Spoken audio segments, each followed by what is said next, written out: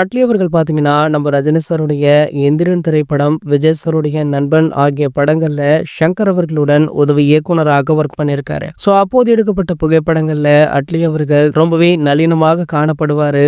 So இவர்தான் அட்லியா அப்படின்னு கேட்கும் அளவிற்கு இருந்திருக்காரு. சோ அதனடுத்து பாத்தீங்கன்னா, தொடர்ச்சியாக கோலிவுட்ல பிரபலங்களுடன் படம் பண்ணி தற்போது இந்திய அளவுல ஒரு மிகப்பெரிய இயக்குனராக அவதாரமும் எடுத்திருக்காரு. சோ இவருடைய இயக்கத்துல நம்ம ஷாருக் கானுடைய நடிப்புல கடைசியாக வெளியான ஜவான் திரைப்படம் உலகெங்கிலும் பாத்தீங்கன்னா கிட்டத்தட்ட 1300 கோடி வரை வசூல் பண்ணிருக்கு. சோ பாலிவுட்ல இவர் இயக்குன முதல் படத்திற்கே இந்த அளவிற்கு வசூல் அப்படின்னா கண்டிப்பாக அடுத்தடுத்த படங்களுக்கு மிகப்பெரிய மார்க்கெட் இருக்கும் அப்படின்னு பல நடிகர்கள் போட்டி போட்டுக்கொண்டு அட்லி அவர்களை அணுகுனாங்க. அதுல அட்லி அவர்கள் பாத்தீங்கன்னா அல்லு அர்ஜுனை சூஸ் பண்ணிருக்காரு. சோ அல்லு அர்ஜுனுடன் தற்போது ஒரு படம் எடுத்துட்டு இருக்காரு. இந்த படமுமே பேன் இண்டியன் படம் அப்படின்னு சொல்லப்படுது. இந்த படத்தை பாத்தீங்கன்னா சன் பிக்சர்ஸ் மிக பிரம்மாண்டமாக தயாரிக்கிறாங்க.